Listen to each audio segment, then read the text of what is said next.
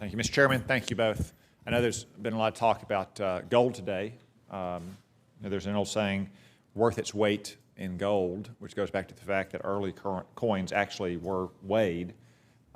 That's why peso means weight, and the British pound is called the pound, and the lira means pound, which has the same Latin root word as Libra, the digital currency that Facebook and others have proposed as well, which brings me to my point that I want to talk about with Ms. Shelton, the need for digital currency to maintain the dollar's primacy in the world. These examples are just a few of how throughout history currencies have always had the same properties, whether they're liquid, they're stable, they're stores of values, they eliminate inefficiencies of bartering, and whether or not we need to add a new property to our currency, namely that it be digital. And to be clear, I'm not talking here about cryptocurrencies or anything like that. I'm talking about a central bank digital currency, because that's exactly the direction that China intends to go with the digital yuan. China, like a lot of fragile developing economies, you might say, needs digital currencies primarily internally, because they don't have the kind of institutions that we have, whether that institution is the dollar, whether that institution is the Federal Reserve, or simply the rule of law and rights of property and contract. For the United States, we need the digital currency a little bit less, I would argue, internally, but rather to help preserve the primacy of the dollar worldwide. So for instance, China has wide-scale use of digital payment systems inside of China, but they hope to use the digital yuan worldwide to replace the dollar as the reserve currency, with all of the economic benefits that brings to the United States, and especially the security benefits it brings to enforce sanctions. So just to use an example, China buys a lot of agricultural products from Argentina.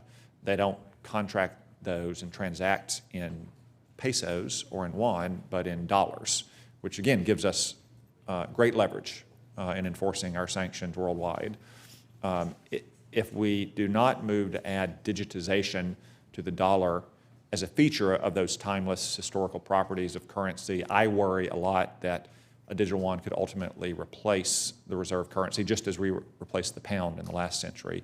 So, Ms. Shelton, could you talk to us a little bit about what you on the Federal Reserve Board and what the Federal Reserve as a whole could do to help protect the dollar's reserve currency, and especially address the need to have digitization as a potential property of the dollar?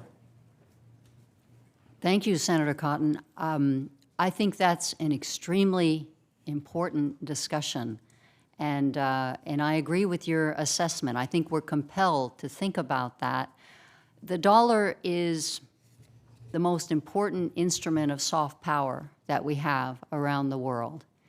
And yes, it is the dominant reserve currency, but we can't rest on our laurels in that regard, because as you suggested, rival nations are working very diligently to have an alternative to the dollar. And while they can't beat us as a currency, they can add features, because there is a demand for digital access to banking services, to payments, and I think it's very important that we get ahead of the curve to ensure that the dollar continues to offer the best currency in the world, the most respected, the most utilized, and we need fintech innovation to keep us going in the right direction and to be a leader instead of passively observing what other countries might do. Yeah, and again, to reiterate, I'm speaking here primarily about the primacy of the dollar worldwide, not domestic purposes. Governor Brainerd gave what I thought was a pretty good speech last week about central bank digital currencies, and she cited some of the reasons why developing economies need it, such as high degrees of cash use and weak financial institutions and underdeveloped payment systems and the risk of inflation in domestic currencies. We don't face those nearly to the same degree. What I'm talking about is the need to have a dollar that is competitive in world markets, it's earned its position over the last century. That's why we replaced the pound, and it's maintained that position against competitors like, say, the euro, and still to this day the yuan. I don't want to see a day when we wake up and have a Sputnik moment with our currency, in which we are no longer the world's reserve currency. My time has expired, but thank you both for your willingness to serve.